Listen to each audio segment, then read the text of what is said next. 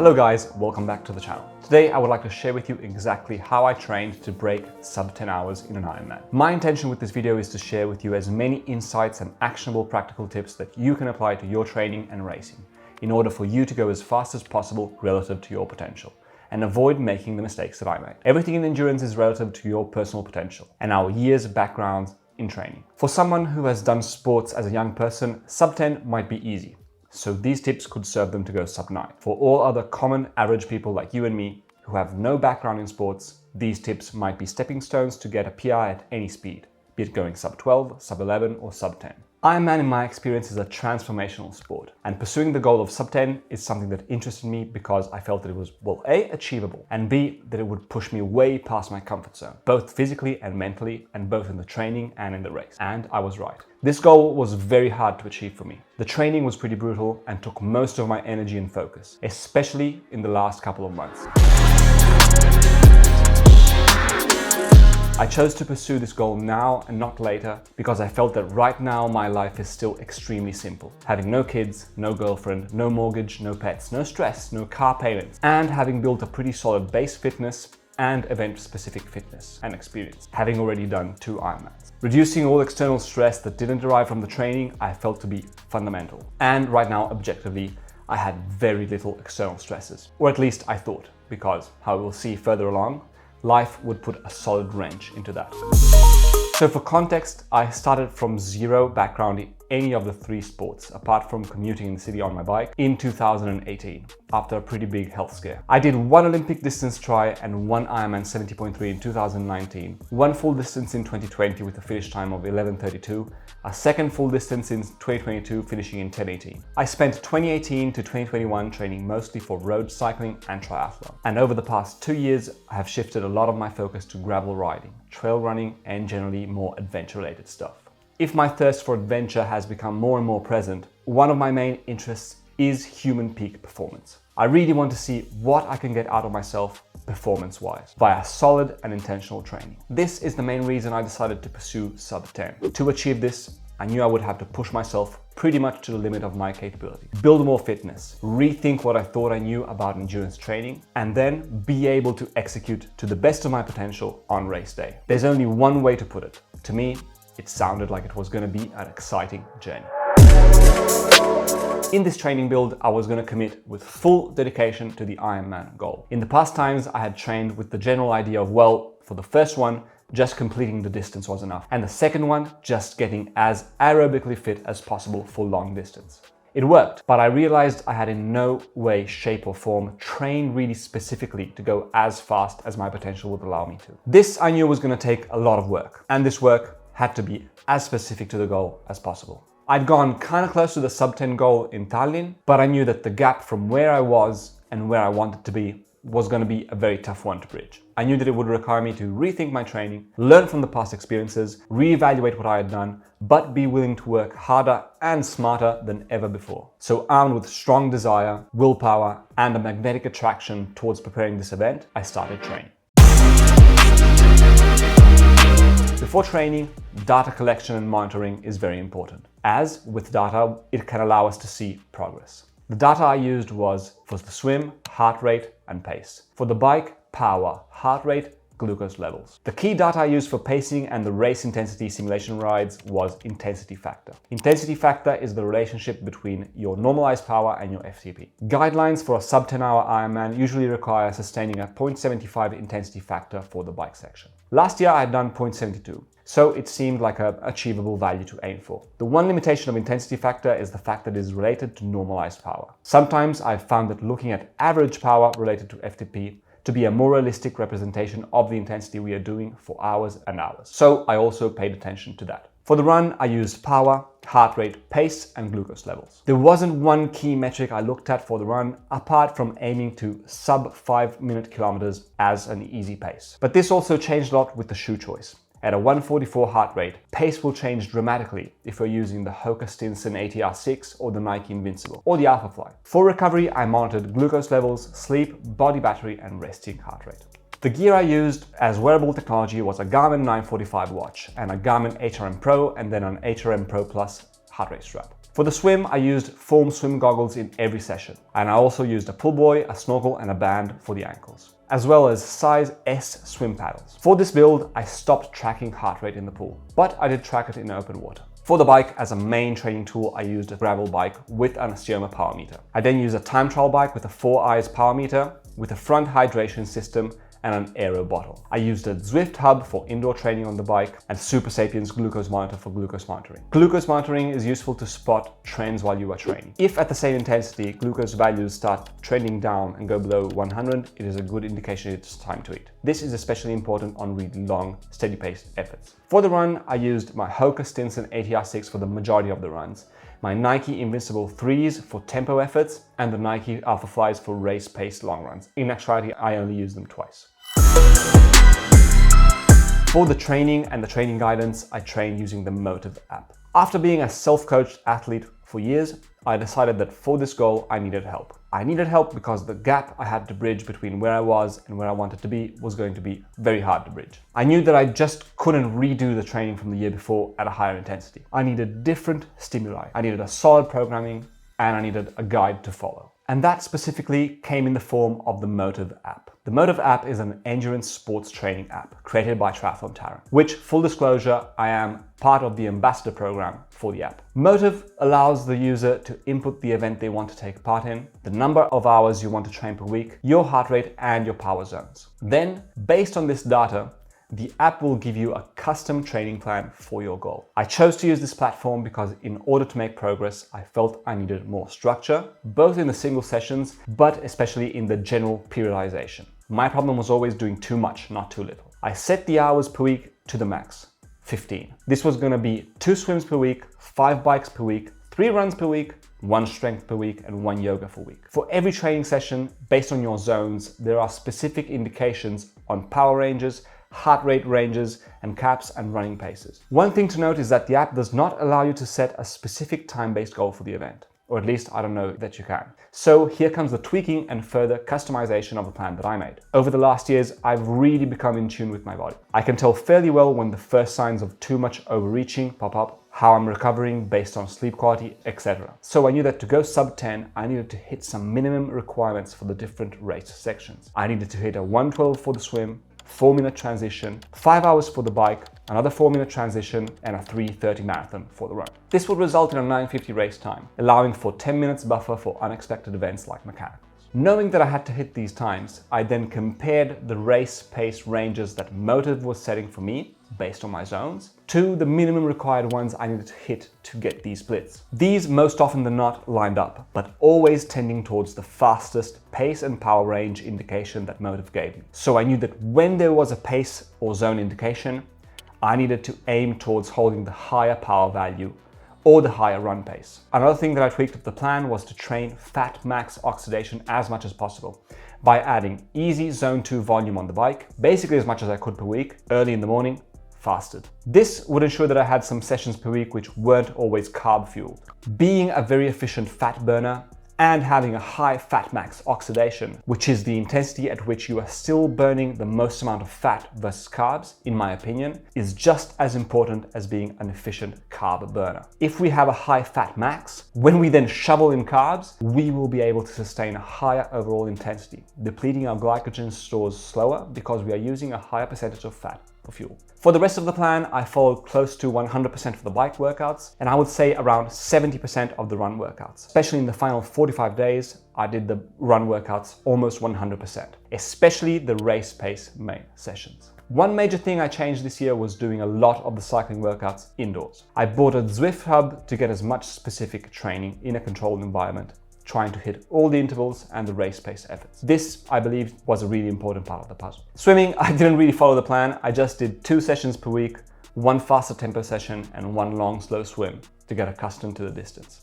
I was not looking to make any significant improvement on the swim. I was going to take that time and focus on the bike and run where I could train to make up more time. Next time I will try and follow the swim workouts because for the next one I really need to improve the swim significantly. After having set my zones, my target race and the amount of hours per week I could train, Mottiv gave me a plan. custom tailored to me. All swim, bike, run, strength and yoga workout. The strength and yoga workouts all had follow along video guidance. The workouts in Mottiv could be moved around to a different day of the week. For instance, if I felt too tired one day to nail an interval session, or if I was traveling, I would switch it to the following day. The basic structure for every week was Monday off, Tuesday hard bike and a run brick. Wednesday was a main swim plus a steady bike. Thursday was an intense run and a strength session. Friday was a recovery ride and yoga. Saturday was a main bike plus a brick run. Sunday was a steady swim plus main run. One thing I did almost every week was to move the Sunday swim to Friday, because swimming in public pools in Italy on the weekend is virtually impossible because they are just overrun with people. Another thing that I did, especially in the last 45 days, was to exchange the Tuesday intense bike session to Wednesday.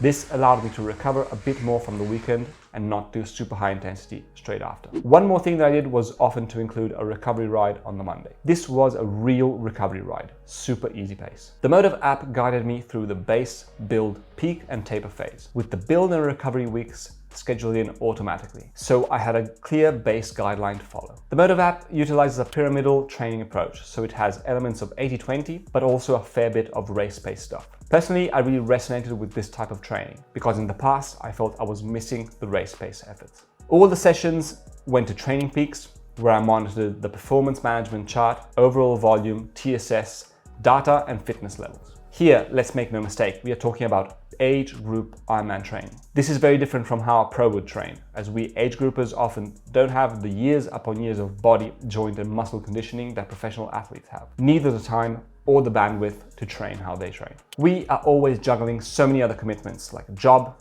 family, kids, or maybe even curveballs like having to support your parents who were in an accident, etc. The most important thing for us age groupers, in my opinion, is to remain injury-free, all while making progress and hopefully enjoying the training and the journey. Arriving to the event day fit, injury-free, with all our gear, the right mindset and ready to go faster than we ever have and push past our limits, in my opinion, is a miracle in and of itself. This requires two very important, in my opinion, the most important skills. The first one is to be consistent. Being consistent is the most important thing there is for high volume, long-term goal like an Ironman. I say this in every training video, but it is the absolute truth. There is no benefit in going super hard 1 month and then getting injured or burnt out or sick and not being able to stack the next 2 months of training consistently. Being able to back up training week after training week is paramount. For this reason, in my opinion, it is more important to manage to hit the maximum number of sessions per week, even imperfectly, rather than overreaching to hit a couple of them perfectly, but not being able to nail the others. If the goal is sub 10, we must aim to hit them all to the best of our abilities, but also be very aware of skill number 2. And this is know when to step on the gas pedal, full tilt, and go hard when you need to go hard, but also knowing when to back off and recover. This skill, in my opinion, comes with a lot of training in the past and being in tune with our bodies and mind. Knowing and being able to recognize the signs of overreaching, which are poor quality sleep, being tired all the time, grumpy, not hitting the numbers in training, means we can understand when we need to back off from training full gas. Vice versa, sometimes life allows some pockets of time where we can maybe recover perfectly. We have no stress, and in those moments we can go hard, pushing ourselves maybe even further than the training plan instructs.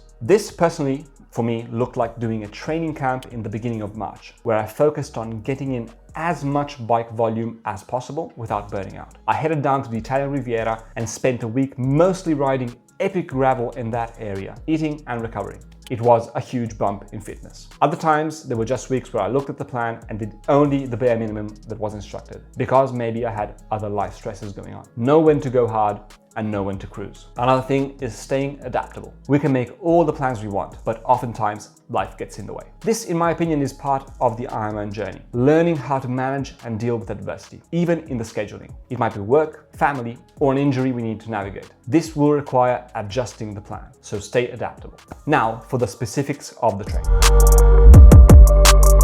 I stayed very active all the way after Ironman Tallinn, including many really long gravel rides, gravel races, and some short but high intensity running. I also did daily strength training November, December, and January. Focused Ironman training began on January 23rd, 2023. At this point, I was aerobically already pretty fit, but unfortunately, I had injured myself running with a severely sprained ankle. But I started focusing on hitting the required TSS and doing the different types of workouts throughout a week: intervals, tempo, and long. Ironman training is TSS based, so I knew that I had to start racking up and building as much of those TSS points as possible. And I trusted the Mottiv app to guide me there. The training went like this.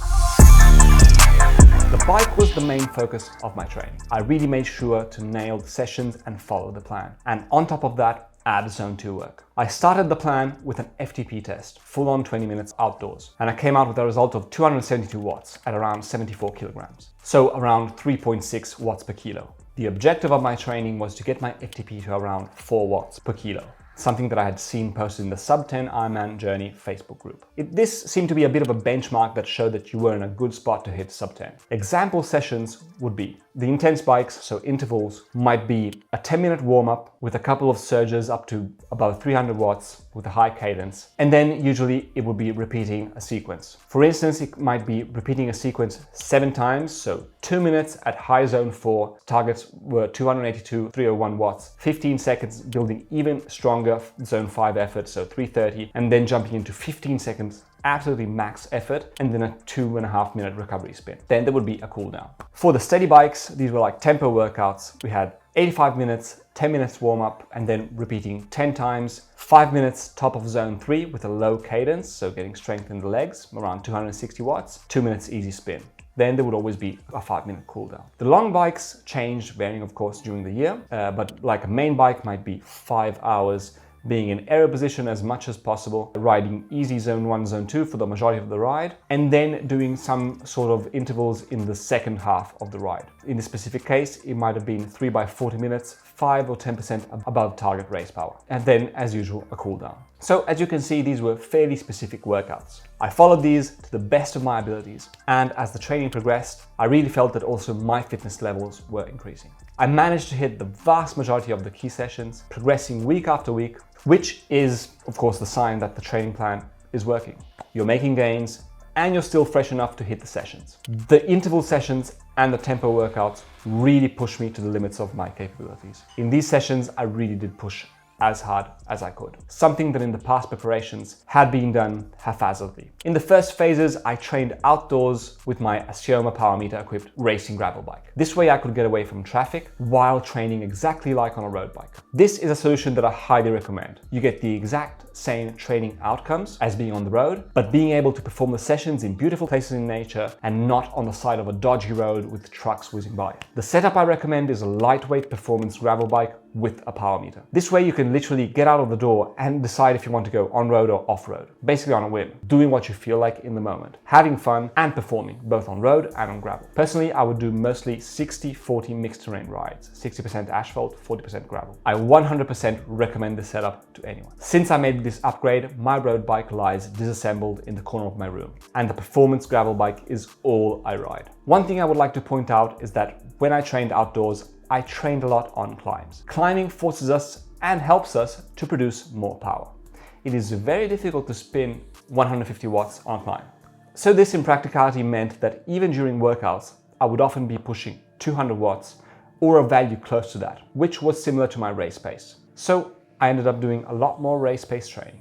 Another thing I did was I did one gravel event at the beginning of May, Jeroboam 165K, and actually I made it so I would do the gravel event and then do a 30-minute brick run after, making it somewhat of an all-day effort. I think it was around 9 hours. It wasn't really Ironman specific because the intensity on the bike would be way too high and with surges, but I figured it would be a good way to rack up TSS. Then for the last 45 days, I trained mostly indoors on the Zwift hub. The motivation for this was A, to be as specific as possible, especially for the key final race pace sessions, and B, not risk my life or injury via a crash. Riding on the road with a tri-bike here in Italy is just insanity and asking for trouble, in my opinion. We can be as careful as we can, but the drivers behind the wheels might be texting, not looking, on medication, so avoiding any risk of a traumatic injury that would put me out of the race, like a fractured collarbone for instance, which is all too common nowadays. This was to be avoided at all costs. Who cares if it meant having to stay indoors for a couple of sessions and being bored out of my mind? I was willing to make that sacrifice. And to be honest, I really enjoyed the indoor training, mostly because I had a structured workout to follow. I ended up doing one 170-kilometer bike ride outdoors, and then the final 2 key 180-kilometer rides indoors on Zwift, on the Tempus Fugit loop. These 2 sessions were really useful because they were an incredibly precise replication of what the race course would be like. The race course was flat, so it would require constant power output. Doing these 2 rides indoors, I got a really good understanding of precisely what watts I could sustain for 180k. I would recommend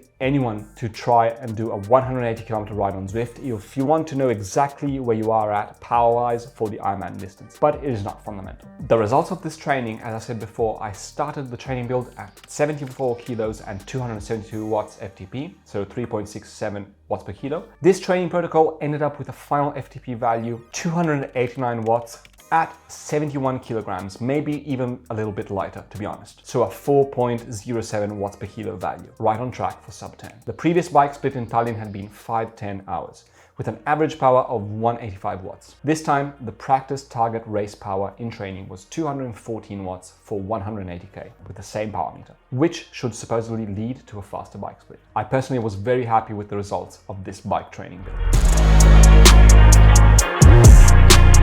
As far as the running goes, I knew that I had to push myself more than on the bike. I had a lot of time that I felt I could make up, and in any way, I didn't have any choice. My previous Ironman marathon was 3:50, and I needed a 3:30 marathon time to have a shot at sub 10. And I needed to be smart about this in order to avoid injury, which is a very real and concrete possibility when doing long distance running at a high intensity. So, as life often does, it shoved a wrench in my wheels basically on the 3rd week of starting to follow the Mottiv plan, in the form of a very severely sprained ankle. I thought I had broken something, to be honest, it was so bad. I was out trail running, rolled my ankle really badly, had to limp 4 kilometers back home, and the ankle was mega swollen. Nothing was broken in the end, I had x-rays, but I had to patiently wait for the swelling and pain to go away. Also because a big risk with high volume running is that if there is leftover internal swelling in the joint, running on it can sometimes cause stress fractures because of the increased internal load on parts of bones that should not be getting that impact but are because of the swelling. So I took it slow and listened to my body. And to be honest, this was a pretty sharp wake-up call that I must avoid trail running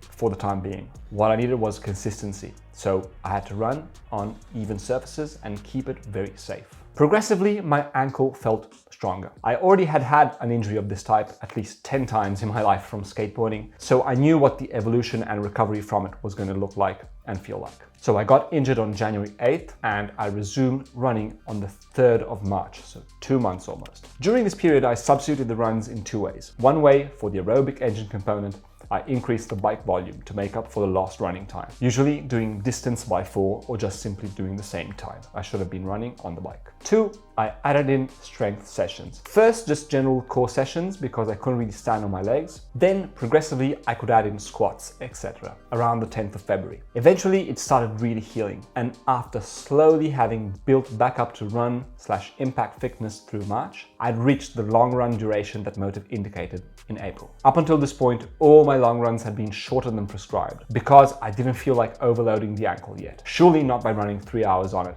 as per plan. I listened to my body, doing my best to go longer every week, also knowing that in previous times I prepped an Ironman and I kept a relatively low run volume. This injury took more time to heal than I thought, but I had no choice, considering the event was already on the calendar and I was reasonably fit in a general sense. Around April, I figured I could start following the plan to a T. The midweek run I would approach as a high intensity run. Still, I would not do any extra hard intervals because of the ankle load. These runs actually ended up being mostly tempo efforts. And here was where I needed to push. I needed to get more adapted to running at a higher intensity. So the midweek runs became a big focus. There was a lot of work to do and I was going to do it to the best of my abilities. Another big focus was going to be the Sunday long run. These runs were often prescribed with some race intensity blocks, and I did my best to hit them. This was another area where I needed to make advancements, being able to get my body accustomed to and used to running at a higher intensity for a long period of time.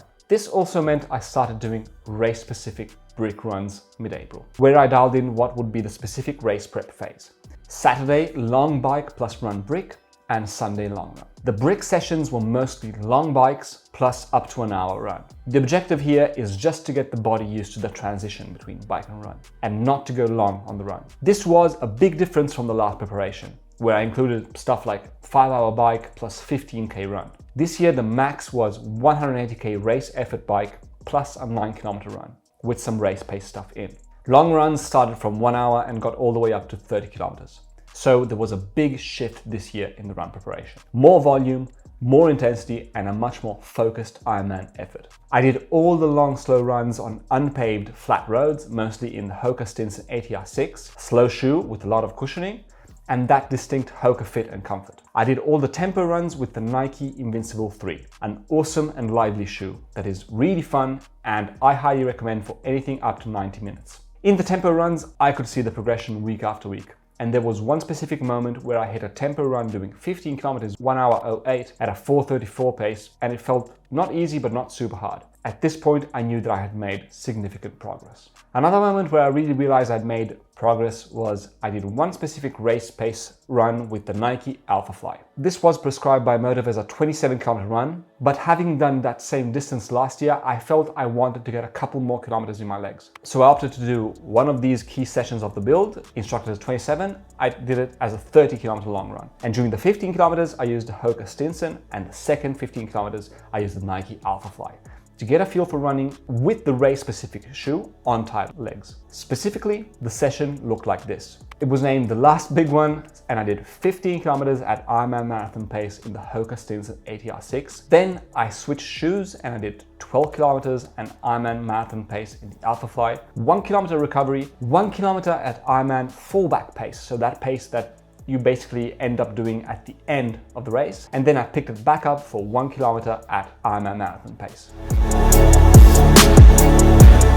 For context, last year, the last big run had been 25 kilometers in 2 hours and 21 minutes at a 5:34 pace. The outcome of this final big run was 30 kilometers, 2 hours and 23, so a 4:47 pace. My legs felt good at the end.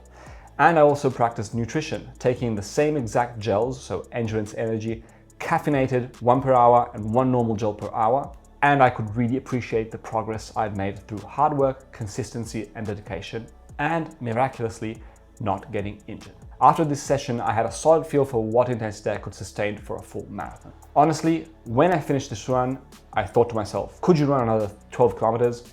And the answer was no problem. I could easily run another 12 kilometers. Brick runs. In the beginning of March, I started doing some short brick runs just to get the feel back for that, which in all honesty, I've never struggled with. As I stated in previous videos, I would say I feel better running off the bike than just running. It feels to me like I'm just more warmed up. The first big brick was a 5-hour ride with a 6-kilometer run. The longest brick was 180-kilometer bike ride on Zwift plus a 9-kilometer run. And the one thing I also did, as prescribed by the training plan, was to add in sometimes a short brick run on Tuesday or Wednesday after an intense bike, even just 10 minutes. This was optional in the plan, but sometimes I did it. In the final period, running would be 1 short brick on Tuesday, 1 tempo run on Thursday, 1 brick run on Saturday, and 1 long run on Sunday. This was a radical change from last year, where I only ran twice per week. So as a last comparison, in Tallinn, my marathon run time was 3 hours and 50 minutes with an average pace of 5:27. For Hamburg, my practice and predicted target race pace was between 4:55 and 5 minutes per kilometer, which would lead to around a 3:30 marathon. Right on track for sub-10. Just one word on shoes, running form and cushioning. For long distance, high intensity running, I believe working on having an efficient running form is very important. Personally, I try and keep it as natural as I can, but I do focus on trying to land with a midfoot strike, keeping my core engaged, arms swinging not too far forward. Many people say that maximum cushioning shoes let people run with poor form, allowing heel striking, etc., and that we should opt for a more minimal style, low cushion running shoe. In my opinion and experience, I completely disagree with them regarding this specific event training protocol. For long distance Ironman run training and racing, if you are above 67 kilos, there is in my opinion no other option but maximum cushion shoes. Pragmatically speaking, anything that will help you preserve your joints from impact is a very good thing to add in with your gear. This is why I personally recommend shoes with a minimum stack height of 38 millimeters or 40 millimeters. And to couple this with running, focusing on good form. It's not one or the other like these people say, but it is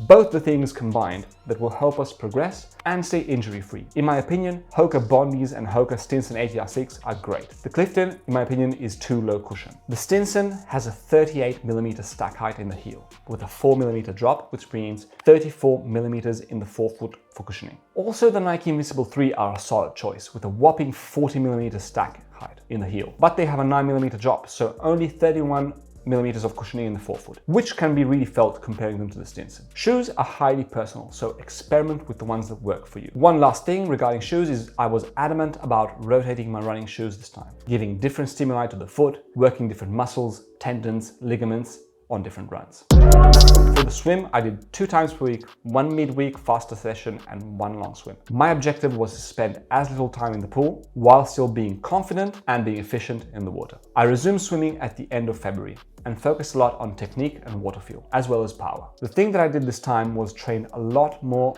with a pull buoy, a snorkel, and especially paddles. I would routinely this time do up to 1.5 kilometers with these 3 swimming tools, and in my opinion, it paid off. The pull buoy and the snorkel really allow you to understand what it feels like to be well positioned in the water, and the paddles really point out what you are doing wrong with your technique. So if you have any moments in the stroke where you're doing something wrong, the paddles will point that out immediately. As soon as I started doing more race-specific stuff, it was clear that I could sustain a faster pace and a higher intensity compared to last year, averaging around 147 per 100 meters in the short course pool and 150 in open water. This, I believe, was also due to the fact that in Tallinn last year, during the event, I had unlocked a new Ironman swim maximum sustainable intensity, which was around 150 per 3,800 meters. This was just virtue of the body and mind getting used to maintaining a high intensity, probably due to the fact of being surrounded by other people that were pushing me, etc. And dialing in a breathing pattern that allowed me to sustain this intensity. Having had this experience and now knowing what swimming 4K at that intensity felt like, I was able to replicate it in training. So I went from swimming 4K at 158 last year in training to swimming 3.8K at 147 per 100 meter. Even though on race day things wouldn't pan out as expected, but that's just something I couldn't control. Strength training and yoga. This is a completely new section that did not exist in the past preparations. For this Ironman, I knew that I needed to keep my core strong and work on increasing leg strength and arm strength. I did this very simply by doing 20 minutes up to 1 hour calisthenics or lightweight kettlebell work in the morning, November, December and January. This I thought would be a good strategy to take advantage of the cold climate in European winter, working on strength in the early morning, to just wake up, get the blood pumping through the body and have a positive effect on my muscles. I did a mix of squats, deadlifts with lightweight, single-legged squats, single-legged deadlifts, V-crunches, planks, push-ups, lateral arm raises, shoulder presses. Then from January, I worked on strength with the Mottiv workouts. So I dialed back the number of workouts per week. These are very detailed. Sometimes I found them a little too long with not really much substance in them, to be honest. And you have video guidance so you can follow along the workout. Following along was great and made it so it felt a bit more like being in an actual class, so a bit more interactive than just being alone in my room, basically. I made an effort to keep at strength training as long as I could. I knew perfectly well that the closer the race got, the less time I would be able to dedicate to strength, simply because of the toll swim, bike, run training would take on the body. There will basically be no energy left for any proper strength work. Overall, I think strength contributed to me being stronger in the pool, on the bike, and on the run, and generally more resilient. Yoga also made an appearance in my preparation. I figured it would keep me supple and help with flexibility. I followed along with the video lessons on Mottiv, sometimes completing the full thing, sometimes doing less, based on how I felt. I found it very useful to have a guided video class. It helped with just getting out the mat and getting it done. I would definitely advise anyone to include a little bit of yoga in their plan, even just once a week, even just 20 minutes a week, if you have the energy and time to do so. I would also like to talk to you guys about another thing that I was very adamant about doing this time, and that is warming up and cooling down. One thing I really focused on this year was always warming up for the sessions, especially the run. On analyzing my past injuries, it almost always came down to improper warm-up most of the time. So this year, I would wake up and usually let at least 30 to 60 minutes pass before doing a session. Another thing I did was to use compression socks plus a heat pack to warm up the calves before running or a hard bike. And I believe this really made a difference. Also, before running, I would always walk for 5-10 minutes and do a couple of dynamic warm-up exercises. I never, not even once, just went out of the house and started running immediately. I highly recommend warming up for all your sessions. It really does make a big difference. Also, cooling down I found to be important. As in, I tried never to go from a session straight to sitting on the couch. I would just hang around, standing up after a run, walking about for like 10-15 minutes. Or after cycling, I tried to just stay outside while I was doing like the Strava stuff, which usually is about 5-10 minutes, and I would avoid going straight to the couch. I think it can really help in muscles not seizing up. So the training totals. The training volume average weekly time was 16 hours and 40 minutes. The starting CTL fitness was 54. The peak CTL fitness was 139 and the end race day CTL fitness was 190. Bike was 81% of the total training, 248 hours and 13,045 TSS. Run was 10%, 30 hours, 360 kilometers. Strength was 4%, 14 hours and 30 minutes, and swim was 3.10%, 10 hours, 33 kilometers. The biggest week was 25 hours. The lowest volume week, excluding the taper, was 12 hours. Average weekly TSS was 902, average weekly intensity factor 0.73. The longest bike ride was a 12-hour bike ride. Longest run was 30 kilometers, 2 hours and 23 minutes. The longest swim was 3.8 kilometers in 1 hour and 7 minutes. While the longest brick was 180 kilometers on the bike plus 9 kilometers of running. Now for nutrition.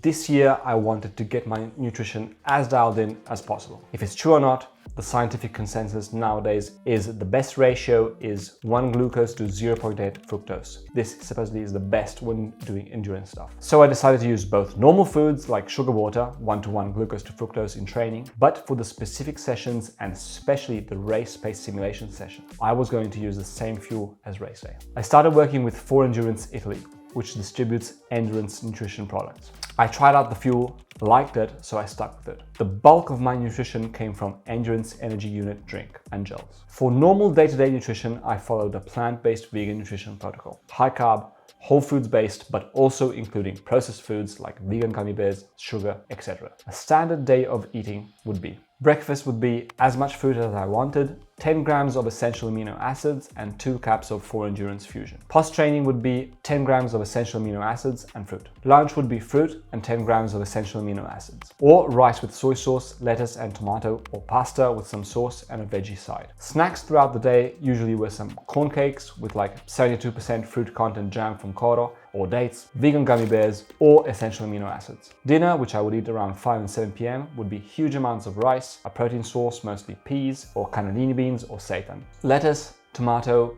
like some spinach, a veggie, and then something sweet if I was still hungry. I did this on repeat for 5 months straight. I'm not kidding. I don't want to promote this as the optimal diet. I actually think any diet will work, as long as we get sufficient calories in. What I really believe though is that this style of eating is really good for recovery. Recovery is so fast and sleep quality is so good, in my opinion, because digesting whole foods is so easy for the body. If we eat heavy to digest foods like red meat or ultra processed, high carb and high fat foods, the more blood flow is involved in digestion, the less is available to repair tissue damage. Eating this way, I call it performance whole foods. Our digestive system just tears through the fuel coming in with ease, and the body has more time and resources to allocate to recovery, rebuilding tissue, etc. The one thing I would recommend is to try and eat as minimally processed foods, just for a health standpoint, and to make sure that the sessions are fueled correctly with the nutrition that works best for you. For me, it was mostly maple syrup, For Endurance products, dates, and Coro vegan gummy bears. Making sure that the sessions are fueled correctly means, or A, that we will nail the sessions, but especially B, that the recovery will start basically while we are still doing the session. And in my experience, it was much faster than fueling improperly. The biggest change this year was incorporating essential amino acids throughout the whole plan, which I felt helped really with recovery. So I will keep on doing that. Essential amino acids are the building blocks of protein. So I felt that by including these in my nutrition protocol, I would very simply bypass the digestion needed to get protein out of foods, and I would just have the same building blocks to do the same job.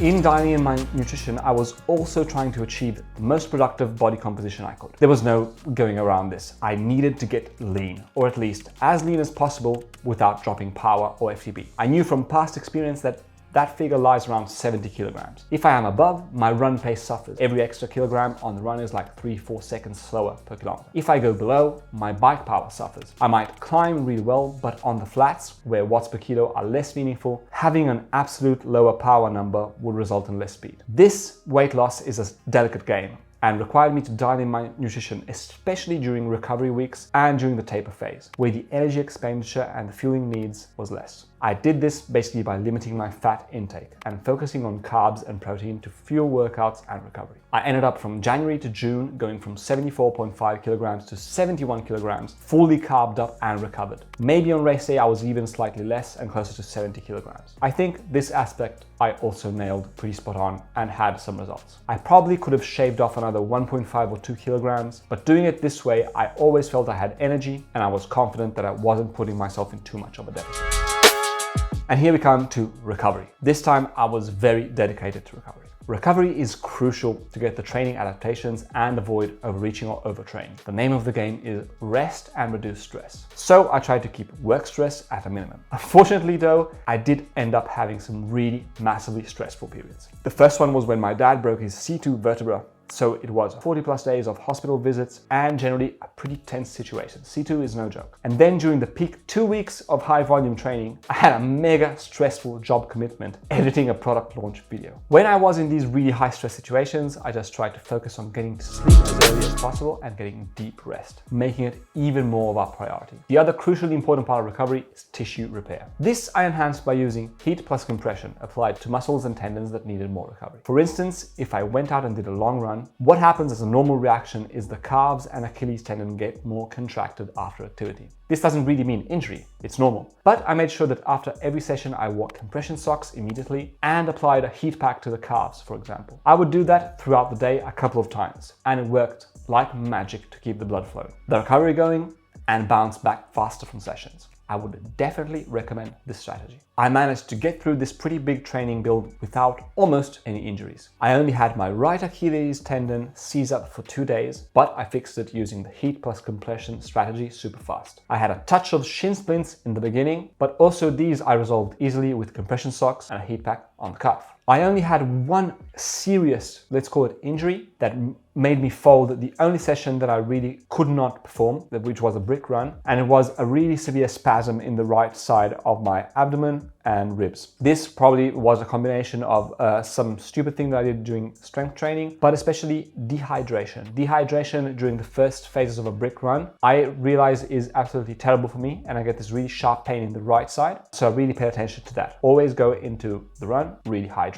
For optimal recovery, I would try and keep glucose levels as stable as possible during the recovery period after training. I did this by focusing on eating firstly some carbs straight out of the workout, followed very soon by eating carbs plus a protein source. This way, I realized that blood glucose remains more stable and it allows for a more chilled out state of being that enhances recovery. I also monitored sleep and resting HR. When my resting HR started to creep up day after day, it meant the training was getting harder and the body was compensating to adapt. Usually this would also coincide with sleep quality not being great. When I felt that these things were getting out of a zone that I felt good with, I would have no problem shuffling sessions around or taking an extra day off here and there. It's better to take 1 day off if you feel like you need it than digging ourselves in a hole. Consistency over a long period of time is the name of the game. Supplements. Ironman training is brutal calorie-wise and nutrient-wise. It takes a very hard toll on the body. As an insurance policy, I supplemented with essential amino acids, calcium, vitamin D, and in the last months with Rhodiola, an iron supplement. Last year, just before Tallinn, I got sick. Well, it turns out I wasn't sick. I was just suffering from iron deficiency from overtraining. Knowing what iron deficiency felt like, this time I was able to navigate the one time I felt the same symptoms by very simply being mindful to take an iron supplement in the morning, coupled with vitamin C, on an empty stomach and with no caffeine. Regarding the supplements, I just felt that recovery was much faster when supplementing these things.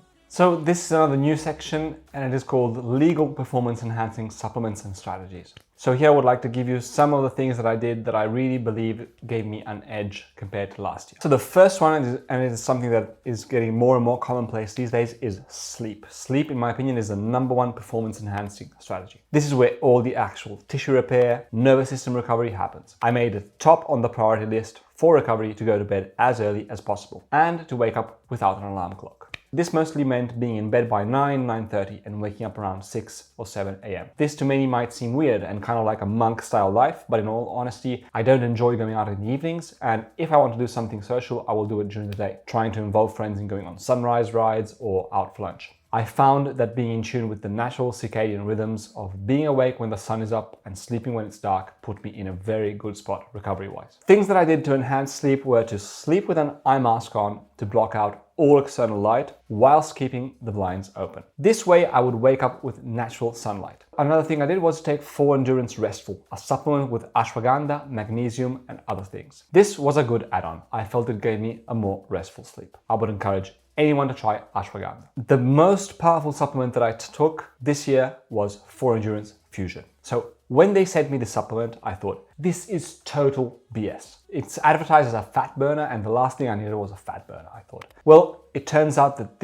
it might burn some fat, but it is anything but a fat burner. Fusion has a blend of a little caffeine, green tea extract, but especially it has a Rhodiola rosea, a supplement deriving from a root that has become very popular in the last year because of its supposed powerful effects on reducing the feeling of fatigue. I was very skeptical, but I gave it a shot anyway. And man, this supplement changed the way I trained. I could go hard on bike interval sessions with a noticeably less perceived exertion. In my opinion, Rhodiola is definitely worth trying out as a supplement if you're looking to gain an edge relative to your past training. Fusion specifically has a serving size of 3 capsules and it contains 60 milligrams of caffeine, 240 milligrams of Rhodiola rosea, 540 milligrams of green tea extract and 30 milligrams of ginseng. In my opinion, as I said before, this is a must-try supplement if you're looking to get the most out of yourself. Then caffeine. I used caffeine to get a boost in performance and in lessening the feeling of fatigue during the training cycle. What I normally do is take Monday and Friday off caffeine, and on the other days drink 1-2 coffees in the morning. If I had a big sessions, sometimes I would even resort to having a Monster Energy beforehand, which has a blend of caffeine,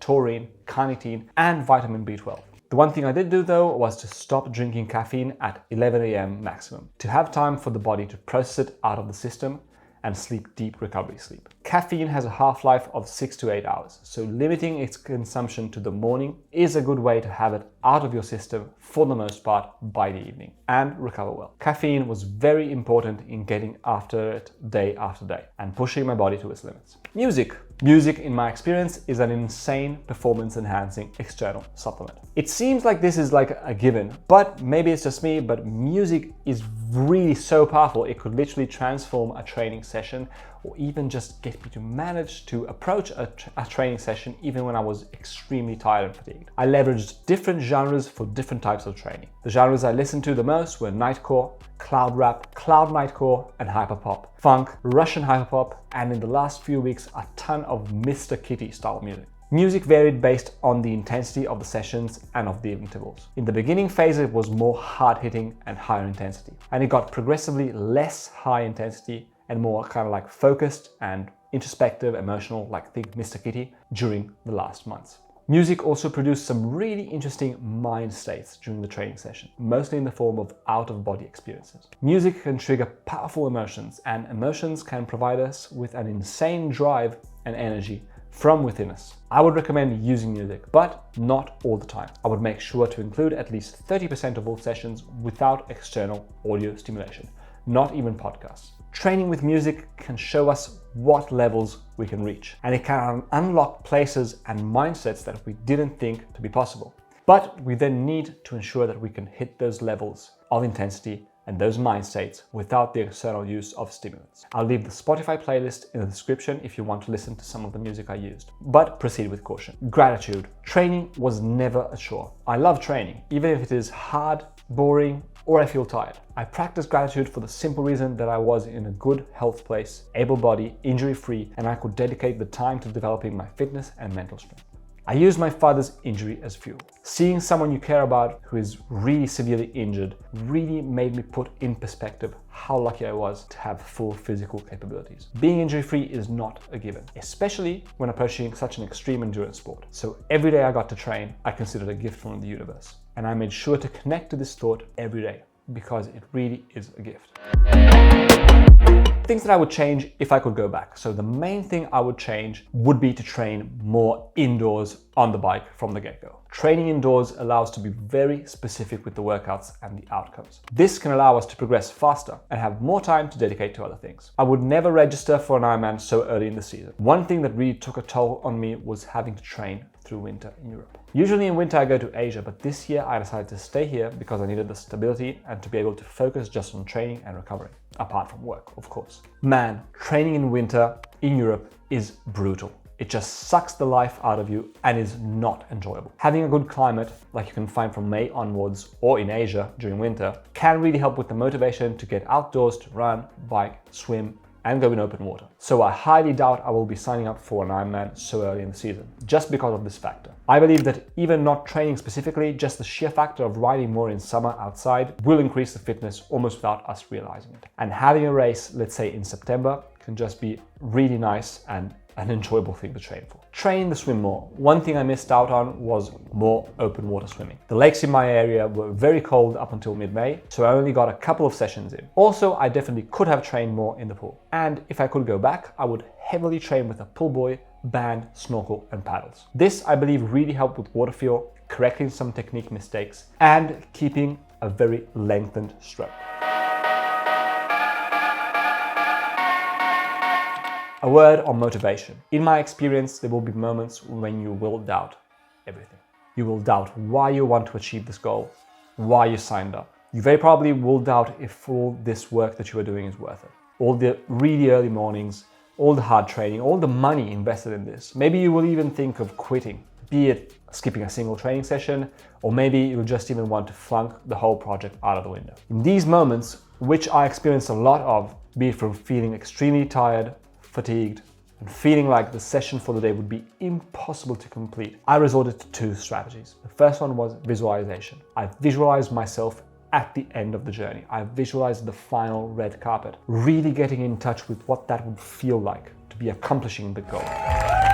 You are an Ironman. Doing this, especially moments like 2 months out from the event, when you are in the middle of the work but still can't see the results, and the event is still far away, can serve as a massive boost in motivation and reconnect you to all the reasons why you are on this journey. Just get this done. I would focus on just getting started on the day's session without looking at the next days or giving too much thought to how I was feeling. Just try and see what happens. Then afterwards, you can decide what you want to do. And most of the time, I managed to get the sessions done. There were specifically a couple of times, one I remember interval bike session and one tempo run where I was just feeling like absolute crap and completely doubted my chances of nailing the sessions. But just getting out the door put me in a good spot to at least do my best to attempt them. And in the end, I actually managed to nail it.